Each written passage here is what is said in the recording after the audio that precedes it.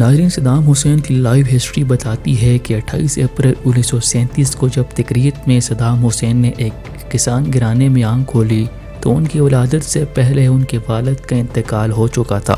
گویا پیدا ہی یتیم ہوئے۔ شفقت پدری کا سر پر موجود نہ ہونا ہمارے مسلم معاشرے میں انتہائی تکلیف دہ تصور کیا جاتا ہے۔ پھر صدام نامی یہ بچہ شعور کی حالت کو پہنچنے کے بعد اپنے ماموں کے پاس چلا آیا، بغداد اور قاہرہ سے تعلیم مکمل کی۔ دوران تعلیم ہی سیاسی سرگرمیوں میں بڑھ چڑھ کر حصہ لینے لگا۔ سیاست میں فعال کردار ادا کرنے کے عوض بہت جلد عراق کی باعث پارٹی کے قابل ذکر رہنماؤں میں ان کا شمار ہونے لگا۔ 1968 کے انقلاب کے نتیجے میں جب باعث پارٹی کو ایک بار پھر اقتدار ملا تو صدام حسین اس حکومت میں نائب صدر کی حیثیت سے منظر عام پر آئے۔ پورے 10 سال نائب صدر کے طور پر فرائض منصبی انجام دیتے رہے۔ 1979 میں جب عراقی صدر احمد حسن بکر نے خراب صحت کی بنیاد پر استعفیٰ دیا تو صدام حسین صدر کی حیثیت سے عراق کے اقتدار پر مکمل طور پر چھا گئے۔ یہاں بہت بڑا سبق پنہاں ہے کہ ایک یتیم بچہ جس کے پیدا ہونے سے پہلے ہی باپ فوت ہو چکا تھا کس طرح مشکل ترین حالات و واقعات سے نبرد آزما ہوتا ہوا منصب صدارت تک جا پہنچا۔ اسے کہتے ہیں اللہ جو چاہتا ہے اور جسے عزت دینا چاہتا ہے دے دیتا ہے۔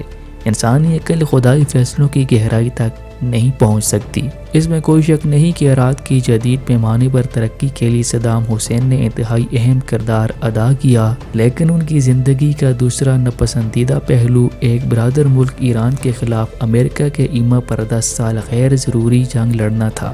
ذاتی انا کو تسکین پہنچانے والی اس بے مقصد جنگ کے نتیجے میں عراق اور ایران دونوں جانب کے لاکھوں مسلمانوں نے جانوں کا نذرانہ پیش کیا۔ قابل ذکر بات تو یہ ہے کہ امریکہ نے ایرانی عوام کے خلاف استعمال کرنے کے لیے انتہائی ہولناک اور تباہ کن میزائل اور ہتھیار دانستہ صدام حسین کو دیے تاکہ ان ہولناک ہتھیاروں کا شکار ہو کر دونوں جانب سے زیادہ مسلمان ہلاک اور برباد ہوں۔ اس جنگ کے حوالے سے صدام حسین کا کردار کسی بھی طرح تحسین کے قابل نہیں قرار دیا جا سکتا۔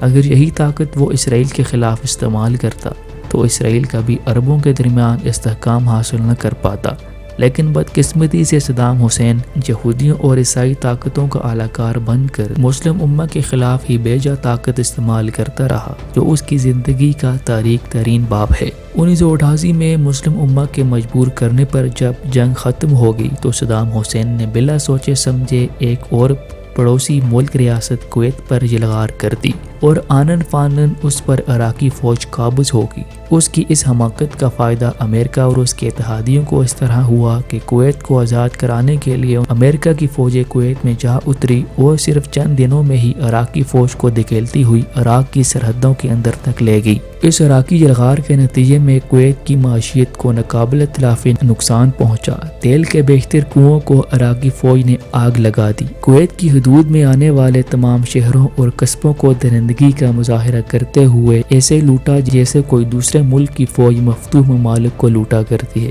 کویتی معیشت کی رہی صحیح کسر امریکی فوج نے دفاع کی آڑ میں اس کے وسائل پر قبضہ کر کے نکال دی۔ صدام حسین کی زندگی کے تیسرے اور سبق آموز دور کا آغاز 19 مارچ 2003 کو اس وقت شروع ہوتا ہے جب ایران کے خلاف عراق کی حمایت کرنے والا امریکہ اور اس کے اتحادی فوجوں نے سرزمین عراق پر یہ کہہ کر حملہ کر دیا کہ عراق کے پاس خطرناک ترین ہتھیار موجود ہیں جن کی موجودگی بالخصوص اسرائیل کے لیے خطرناک ہے۔ صدام حسین حقائق کے برعکس کہتے رہے کہ عراقی سرزمین کو امریکی فوجیوں کے لیے قبرستان بنا دیں گے۔ بعض لوگوں کا یہ بھی کہنا ہے کہ صدام حسین نے ایک اور احمقانہ حرکت یہ کی کہ اپنی فوجوں کو سعودی عرب کی سرحد پر بھی یلغار کے لیے تعینات کر دیا۔ سعودی عرب کی سالمیت کو خطرے میں محسوس کر کے پاکستان سے افواج کو بھیجا گیا، لیکن خدا کا شکر ہے کہ صدام حسین نے ارض مقدس پر حملے کا ارادہ ملتوی کر کے مسلم امہ پر احسان عظیم کیا،